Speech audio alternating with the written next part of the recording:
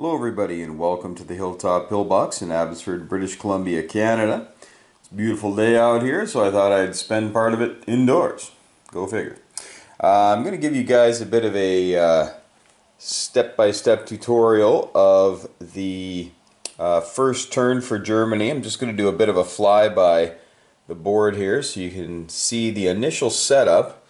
Now this is the out-of-box setup. There are no extra units. So if you watched my other videos, you may have seen some guys in French Indochina and Saigon and representing French colonial interests. And you may have noticed that there were some more guys in the Middle East. The rules I have are about a year and a bit old, and I know that there's little house rules that come up and change as time goes along. Even on my setup charts, which I will show you shortly, there are some red numbers, which means they were a change from the previous iteration of the rules. So we will we'll just show you the out-of-box. It'll be the same rule set that you will have if you purchase this game and download the rule set from the historical board gaming. Alright, well the first thing we're going to show you then is the German setup sheet. Alright, first thing I'm going to bring to your attention here is the order of play. And you can see that Germany and the Axis minors do go first, and then Japan. So it's kind of a 1-2 punch against the Soviet Union. And yeah, they get shellacked pretty good. I'll also do just a little bit of a close-up here. You can see their special units. And each sheet has stuff like this for each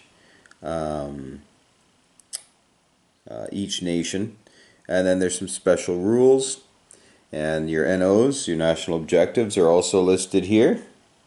And some of them are usually pretty easy, and then some of them are difficult. So you kind of get a nice payoff if you get it. This is a role for the Vichy territories and the Vichy ships, the French ships, pardon me, whether they become Vichy, Free French, or if some of the ships get scuttled or become German property. Which last game, they got quite a bit. So I don't think it decides the game, but it certainly does help swing it a bit. Now, for those of you who aren't familiar with 1939, in most games everybody gets one turn. You build your units, and then you move your units, a combat move, and then you have combat, then you do a non-combat move, and then place your build, and then you get your money. Well, in this version, in the very first turn, remember this is 1939, this is the opening stage of the war, Germany actually gets to have something called a first and second impulse. So I'm just going to show you that in the book here. So the first the first impulse is pretty much like a normal turn. You place your built units, and then you end your first impulse, and you have your second impulse, and you do another turn, where you don't get another build or repair. So if some of your capital ships got dinged up, you can't repair them. But you can certainly use the units that you just placed. So if you needed some more U-boats, or if you needed some more tanks to help take France, you can do that. So the first thing we're going to do here, oh, I apologize. I don't have my fortress in Reims or Rhymes. I've heard it pronounced both ways, but in this territory right here, there should be a fortress, one of those big gray blocks. And again, the fortress adds 2 D5s on a D12 system, and all the infantry go up 1. And all of the attacking units go -1. So it is a tough slug. Your infantry then, if they're unaccompanied by artillery, are rolling a 1 on a D12 to get a hit. So basically they're going to be cannon fodder while your tanks and planes mop up the rest. Now for Germany, you have many options. You have quite a number of ground forces, but you don't have much armor. And the armor you do have is over here in Poland. Now on the first turn, you could send all that stuff right into Warsaw and take that with your stuff up there. But a couple of lucky shots and they're into your armor. And so what we tend to do is use everything that we can to take out West Poland, and then on the second impulse take out Warsaw. East Poland you cannot take as Germany on the first round. You have to leave that for the Russians unless you're declaring war on Russia right off the bat. But I highly dissuade you from doing that, because you're going to need some of this stuff, and you're going to need to be activating your miners as well. So the build on the first round, a lot of people are divided on this, and game to game so am I. It really depends on your strategy. Are you going to want to be the kings of the sea, or are you going to want to crush everything you can and quickly head to Russia? If you're wanting to be the kings of the sea, you definitely want to build some U-boats. Now, one of the things on the German chart here, I'll show you again, is that your production and your starting IPCs are different. You're only making 24 bucks a round, but you start with almost more than twice that amount. So you have $52, and for Germany, pardon me, got a little cold here, folks. For Germany, U-boats only cost $5, and if you have 2 or more of them, you have the Wolfpack bonus, so they attack at a 5. So it's it really helps you take control of the sea. Now, then you're going to be fighting a whole bunch of British boats. You're going to be eventually fighting Canadian and American boats as well. And if they dump a bunch of money in the Atlantic, then you're going to have your hands full with a healthier Russia. So I know in Global 40 there are things that you need to do, especially if you want to do sea line. And it's no different with this. If you want to do sea line, then you got to get yourself some transports right away. So you'd build some transports, load them up, and then you can come here and you could take London. If you take London, America is in the war instantly, and if you've spent all that time, money, and energy to take London, that's all dandy. But then London, the UK, pardon me, moves its capital to either South Africa, way down here, pretty untouchable by the Axis for a number of hours, or they'll move it over to Ottawa, which also it will be untouchable by the Axis.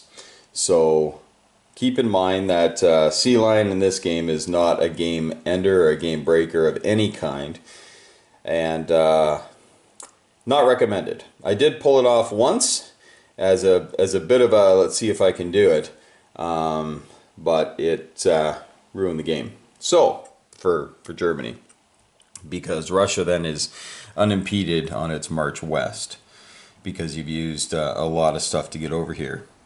Now, and Britain does have, it's got a couple of fighters, and it's got a couple of fighters in Liverpool that can scramble if a German flotilla shows up.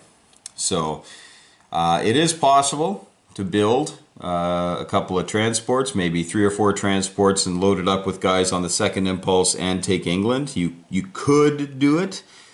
I just don't think you should do it, but it's an option. Also, if you do that, that means you're not taking Paris, which means that the French are going to have a turn with a decent amount of income. I think they have about 18 or 19 global income, and that can cause you a world of hurt a couple turns later when you're trying to take out Paris. So sea line, although possible, and probably even a little easier than it is in Global 40, not recommended. Alright, so for the land, it is recommended that you go into Reims, and remember you're going to be taking a bit of a beating to get in there. Now you might say, you know what, is there any way to go around that? Because those forts that are going to be in Reims basically mirror the Maginot Line. And the Germans never had to fight the Maginot Line, of course, because they went through the Low Countries. They went through Holland and Belgium, and because the French, I guess, didn't read a history book about what happened in World War I. And so the Maginot Line was not utilized, or not used as a defensive measure at all, despite the massive amounts of money that was basically stolen from Germany anyway after World War I. But regardless, if you want to avoid those forts as Germany, you can on your first impulse take Holland and then go into Reims. And if you do that, you avoid the forts, and the forts offer no bonus. Again, the problem is though, first turn take Holland, second turn take Reims on your second impulse. Now you have to wait for the next round to take Paris, and again they'll collect and spend money. Again, not recommended. Germany has the troops that it can throw up against there. It's got lots of air force, a number of mechs, and for your push into Paris, you'll be putting your new build in with probably a bunch of armor. So for the land, you want to do that. Also, what you want to do, again, it's recommended you take Reims and you take West Poland. Those are the two land battles that you want to win right off the hop. On the second impulse, when if you've gone land heavy, you'll have quite a bit of armor and mechs here in Western Germany. Use them to take Paris, which is fairly lightly defended. There's a couple of fighters and a couple of men, but that's about it. You'll be alright. The tactical only defends at a 4 on a D12, and the planes at a D6. There is anti-aircraft, but there's no need for you to bring planes if you don't want to. Same as in Global 40. Why risk it? But what you want to do while you're doing all these attacks is you also want to save at least a mech. So you can grab a mech here out of Czechoslovakia, and you want to send that down on your non-com through Hungary and Romania. You can activate both countries on the same turn. When you do that, you're going to get a bonus of 7 income to your coffers. Plus, Hungary and Romania also get their money. And Hungary, I believe, has an income of 3, and Romania has a national income of 6. So, Romania can crank out a tank each turn, and you could also build factories on Hungary, Romania. And the next turn, on the second turn, you can activate Bulgaria. So you'll have quite a bit of money there. And another thing you'll probably want to do if you're not doing Sea Lion is grab a fella here, just like in 40, throw him on the transport, and take him up and activate Finland. Now Finland in this game is these 3 territories, and they're each worth 1. But again, Germany gets the double dip, because if you activate Finland, as soon as you activate Helsinki, just the single one there with the brighter roundel on it, when you activate that, Finland gets its production of 3 per turn. That's all Finland can make, is 3. And that's all that these things can make as well, is their posted values. Their posted values go to Germany. Their other values are 3, 6, and 4. Bulgaria's income is actually 4 for itself. So you can build some artillery or some fast units if you need. Or you can save it, of course. But Finland and these other minor allies cannot take any territory. It all goes to Germany. So keep that in mind. And also, we'll get to it on the Russian turn, but the Russians can attack all of Finland without instigating conflict between the Germans and the Soviet Union, even if they're killing German troops. Because it's all the fighting is typically being done by the Finns historically, even though they were backed by the Germans. It wasn't a declaration of war against Germany when Russia invaded at that time, because of the Molotov-Ribbentrop thing going on. Now, so that's about it for land. So activate your miners. You can do the Hungary and Romania with a mech, and then march it in to Bulgaria the next turn. Also, once Hungary and Romania are activated, they can help you defeat Yugoslavia if you want. If you don't want to leave that for the Italians, it's totally up to you. Now, something I'll mention before I forget is we talked about the Vichy Roles. And for the territories, for the Vichy territories, after you've taken Paris, you just point to a territory and roll. And there's a number of territories. There's like 15 or so around the board. If you roll a 1 to 6, it becomes Vichy, which is pro-Axis. 7 to 12, obviously, is Free French and is pro-Ally. Marseille is a bit of an interesting case, though. So Marseille down here, it's worth 3. It's on the Med, of course. And if Germany saves $5, all right, if it saves $5 and Marseille becomes Vichy, they can get 2 infantry and 1 armor that they can put in there. But they have to save the $5. So if you're playing Germany and you just put a nickel aside, and if you roll the dice and Marseille becomes Vichy, you instantly get 2 free infantry and a tank in Marseille. Which is really nice, obviously, because that's $11 worth of stuff. Now it becomes Free French. Well, it's $5 you didn't spend on your turn. Buy yourself a shiny U-boat on turn 2. Speaking of U-boats, the Untersee boats and the navies here have a lot of work to do on round 1. A lot. Now I've spoken somewhat about the Graf Spee down here. Please don't sail it out and scuttle it. Okay, that's a waste. What you want to do is you want to take it over here and attack here. If you do anything else with this thing, it's just going to die. Because you have a British fleet here that can reach thanks to the Gibraltar naval port. So they will come down here and sink you with the help of a couple destroyers. So it's better to be proactive with Germany, as it is with most of the games that they play of World War II. And you're going to come on over here and attack this. So cruisers attack at a 6. The destroyers defend at a 4. So it's 1 6 versus 2 4s. And hey, you get a couple of lucky shots and the 4s aren't hidden. You can take out a couple of destroyers and a transport. Transports do not defend against naval units.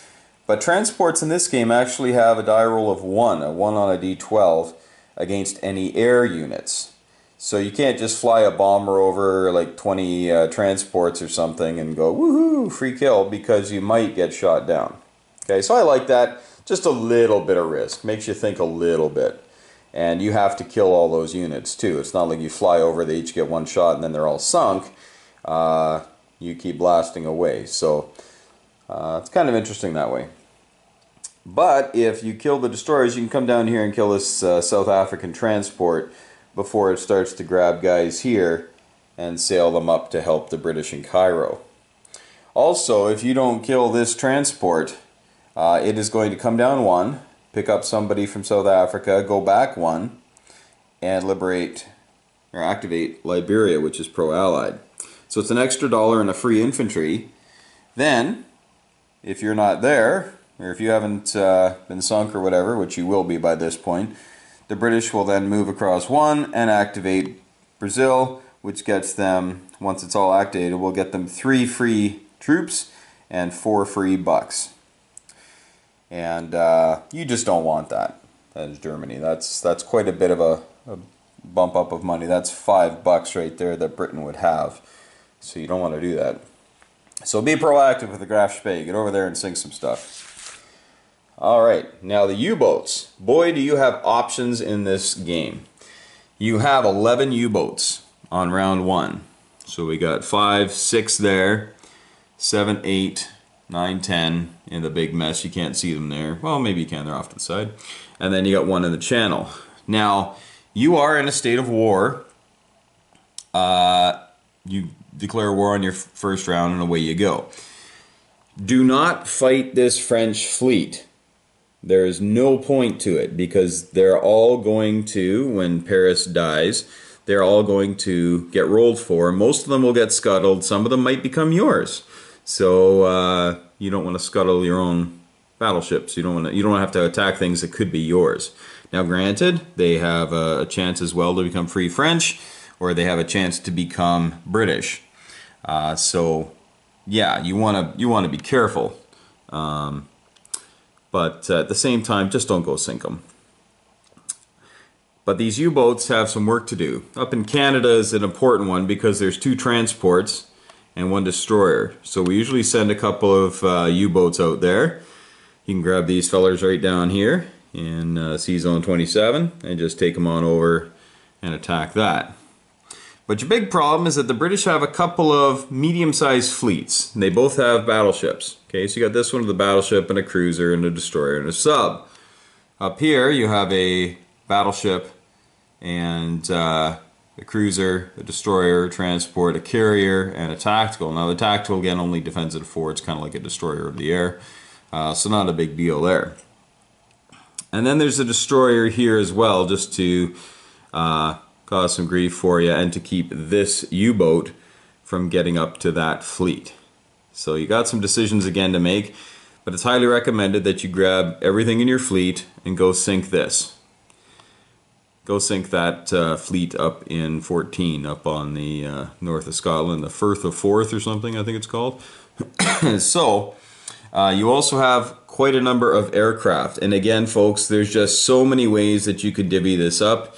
I was going to lay it all out, but then you wouldn't know where it all came from and all the rest. So you're basically, you've got 5 territories in Germany, except for Austria is the 6th, but Austria is very empty. There's just 1 guy in there. But everything else is loaded up, and as far as aircraft go, Berlin has 2 strategic bombers, and then after that, every territory, including Berlin, has 1 tactical bomber, 1 Stuka, and 1 fighter. So you have 10 aircraft plus the 2 bombers that you can divvy up to go after things that you want to go after. Now the bombers can help you with the fleet up in the north, but the tacticals cannot. They just can't reach because it's just too far away.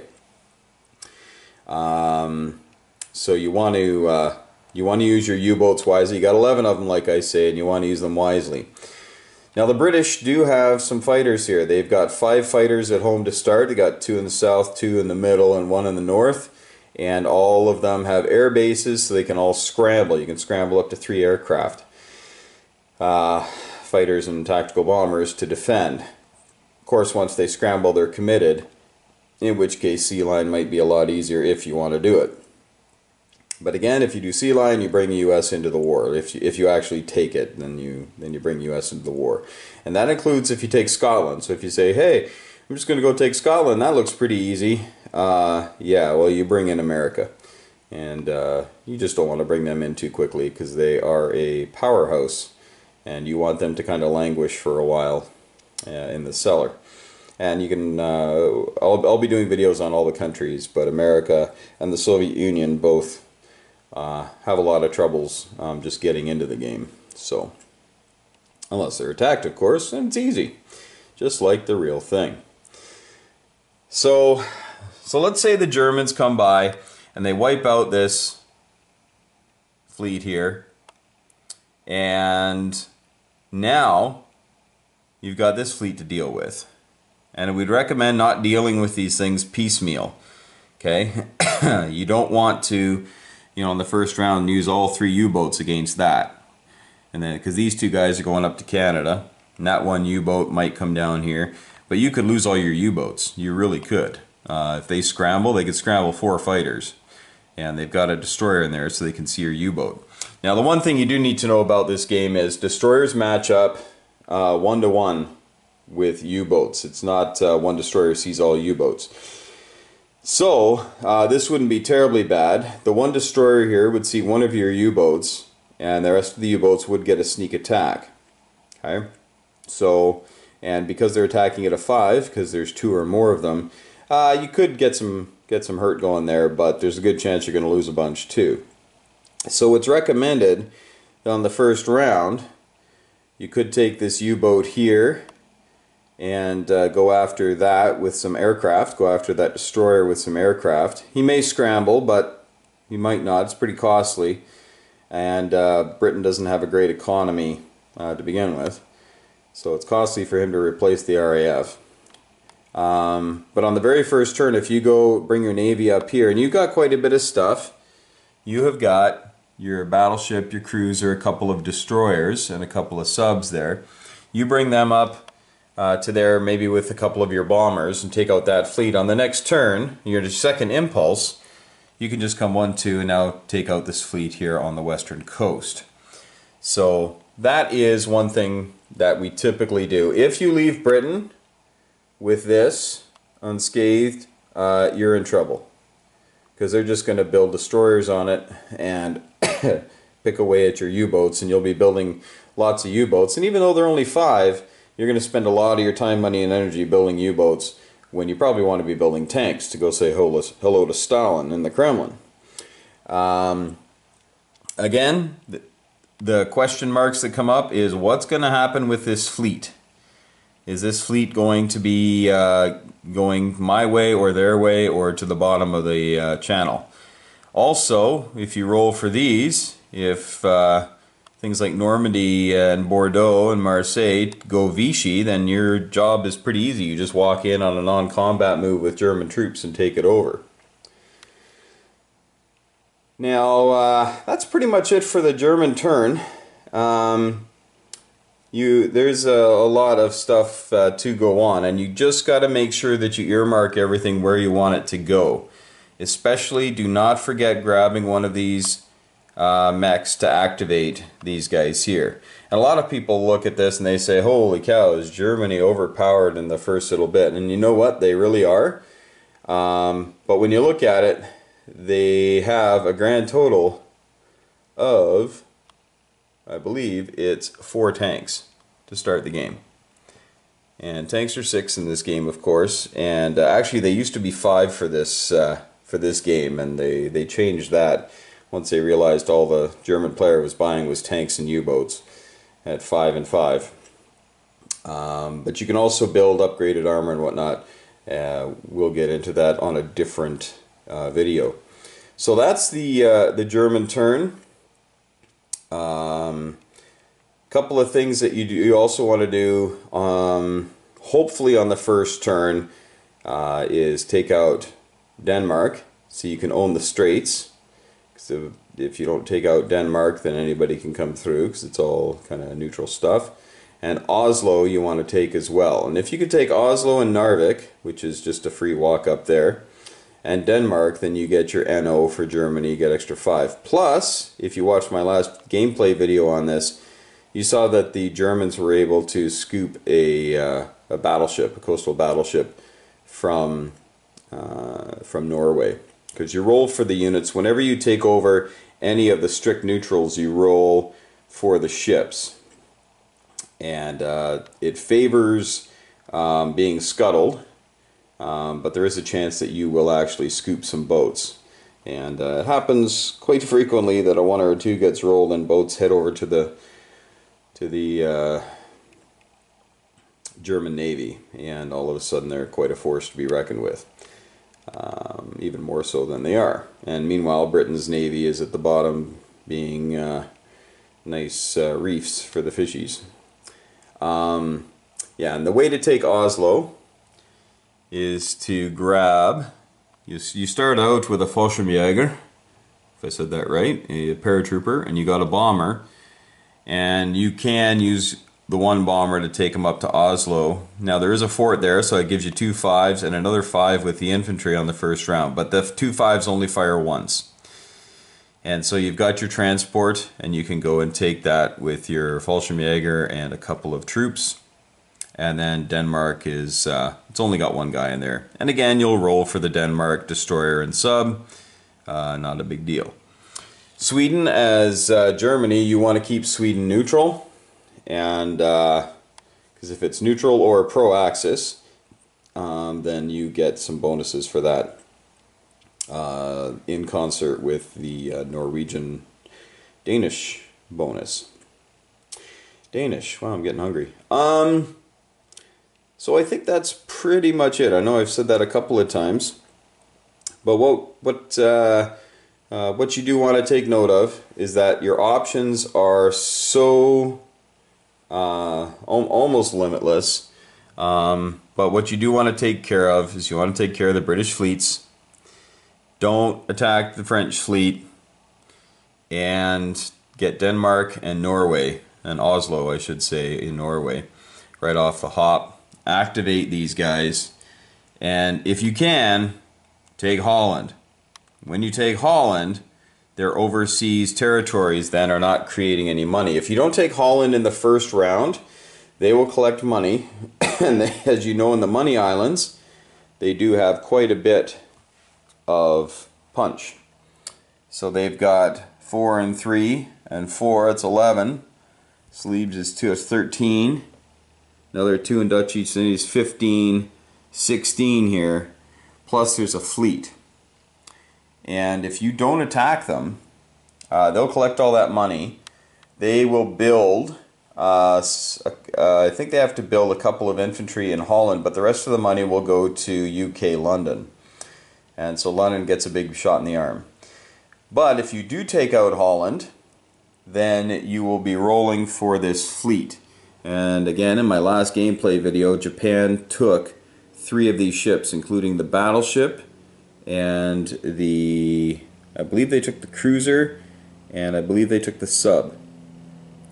And then Anzac took the other 2. Really extremes rolling there. Nothing got scuttled. So you definitely want to subdue the economy of the Dutch, otherwise it'll go to England, and you want to definitely take Paris on the first round. Now I have seen people play and win not taking Paris on the first round, but the dice just loved them in some many key moments. So you want to make sure that you know, unless dice like you, and dice hate me, and I know you can hear me, dice jerks, but unless the dice love you, you don't want to mess with that. You just want to go take Paris. No question marks. You're going to be rolling for the fleet there. You'll be rolling for a bit of a fleet here and a couple of subs. And it all goes to Germany, by the way, because at this point in the war, Italy's not at war. We'll talk about that later. But Italy's not at war until their turn. So they cannot scoop any of the ill-gotten gains from the Germans. Okay, so that's pretty much it for the German turn. First turn with the 2 impulses. Yeah, leave any questions, comments, concerns here, and I'll address them as I can.